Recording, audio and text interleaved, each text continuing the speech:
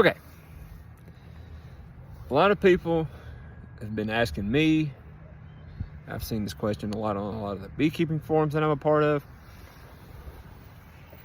is how can I get my bees to produce more, love you neighbors, anyways, produce more honey.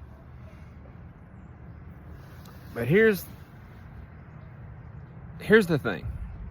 Okay, the answer is get more bees in your hive. That's one thing. Okay. The other thing that they're missing out on is, how do I get plants to produce more nectar? Because a lot of beekeepers out there are just backyard beekeepers, to where they're just wanting bees for themselves in their garden.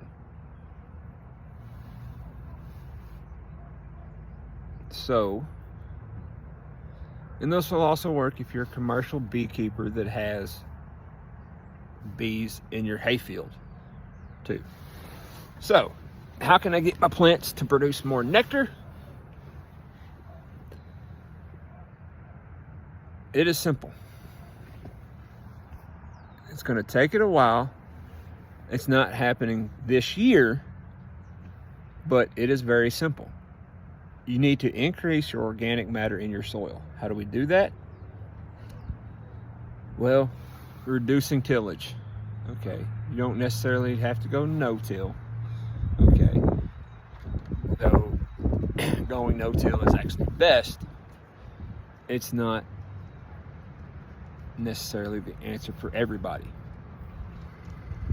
Which I'll get into another video on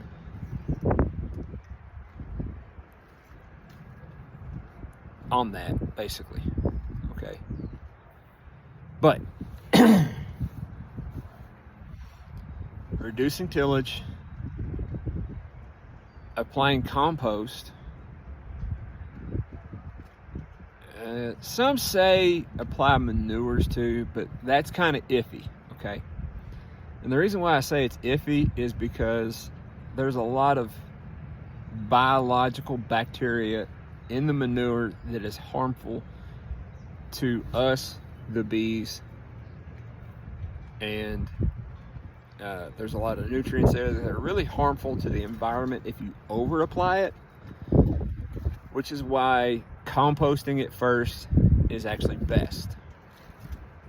Okay. Now, another thing that we can do is, instead of pulling up the plant entirely, once the plant has died, say you're growing tomatoes or you're growing brassicas, any brassica really, except for turnips, which I don't think turnips is a brassica. I'm not entirely sure. Any of your root crops, basically. Instead of pulling them up, chop them off at the soil level. Okay? Leave the roots down. That builds organic matter. Now, I'm explaining all this because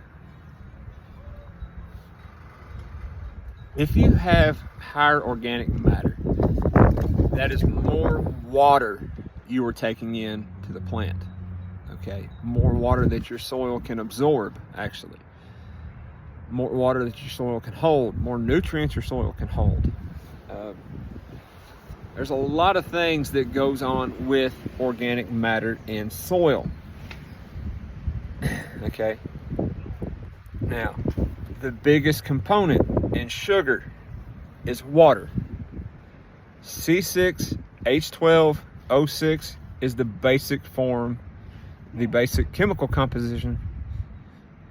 I think it's what it's called. I don't know, it's the elements on the periodic table that form sugar. Okay, that sugar is then put into the flour. Not really. Mother Nature working against me. Anyways, not necessarily put in as like a dry sugar, but put in kind of like a syrup, where most of the nectar, like 90 to 95% of the nectar is water. Okay. So pretty much all there is to it. I've shown you, I don't think I've shown it on this platform, but I probably will again. How I do composting. And that's pretty much it. See y'all on my next video.